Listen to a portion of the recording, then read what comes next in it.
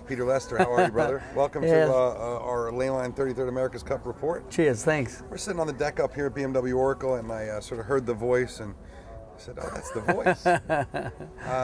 But you've been broadcasting America's Cup for a while, you've been sailing America's Cup for a while. Tell us a little bit about your America's Cup history. Well, I started in the Cup really in '88 with a Big Boat Challenge in San Diego, which was a fantastic, for a young Kiwi in San Diego. It was brilliant. We were in Coronado, we stayed in Coronado for 10 months, and I was a tactician on the boat, so I didn't have a hell of a lot to do actually. Let the dock lines off and watch the other boat sail away. Exactly. But apart from that, no, it was a wonderful time, and some of the very good Kiwi sailors, all getting a bit older now. You actually were involved with 88. You think guys like Alan Smith, who's with BMW this time as a reserve bowman, and Don Cowie, the Kiwi, the main sheet trimmer on Emirates Team New Zealand. He's from that era, and we in many ways it was groundbreaking, and it set a lot of the framework for the IACC class. Because remember, 88 was it was the only other dog match. This is the second one. Right. And from that, the challengers and the defender really got together and said, listen, this is ridiculous. We need to have a rule that's going to work. And you had 19 years of the IACC rule. And that came out of the debacle in '88, the coma off Point Loma as we...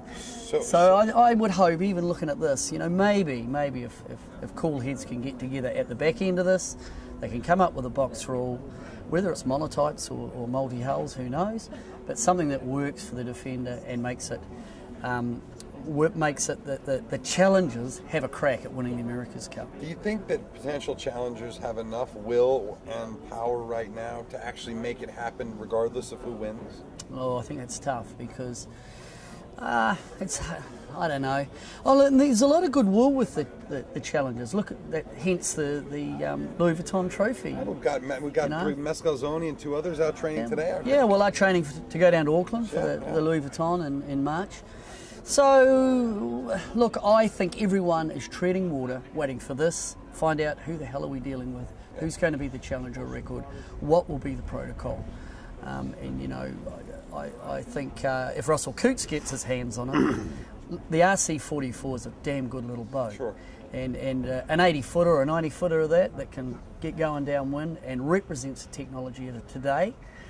Could be pretty exciting. What about a simpler multi-hull than these? Maybe. Maybe, and for me, I'm in the camp of saying, well, maybe the multi-hull might be an option for match racing for the Americas. Not a lot of people have tried it. No, well, it's never been tried. These guys don't even know. They're going to go. 40s have just tried it recently and had a great time. Maybe it's possible. Well, I've had a little bit to do with the Korean Match Cup, which was part of the match race tour, and that was put together after 2007 here. The promoter came to Valencia to have a look, and one of the things we explored early on with Scott Robertson was to maybe do it in multi-hulls, and the match race tour weren't advised. They said, well, if you want to give it a go.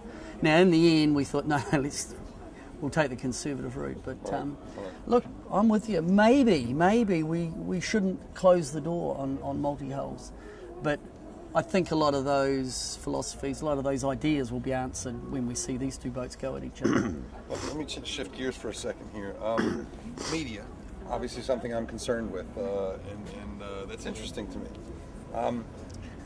How's it changed here? I mean, we're watching numbers, watching the world sort of snooze by this. It's not available in a lot of places. The web feeds are sort of here and there, reliable and unreliable. How do you see its evolution in the past decade, and where do you think it's going with this kind of stuff? Boy, it's changed. I mean, I've been lucky enough, 88 I was big boat, 92 I was coaching the Spanish, 95 with Chris Dixon, Tag Heuer, and after each time we got eliminated, I've been involved with television coverage. First starting up 92 in San Diego with Television New Zealand, and at that time it was pretty basic stuff. I mean, it really was like home movies. And you look where it's gone now with virtual eye and the onboard sound, onboard shots. It's brilliant. But now, just even since 2007, there's been this explosion onto the internet, and people want quality, and it's damn hard because it costs a lot of money. So I think I think the key will be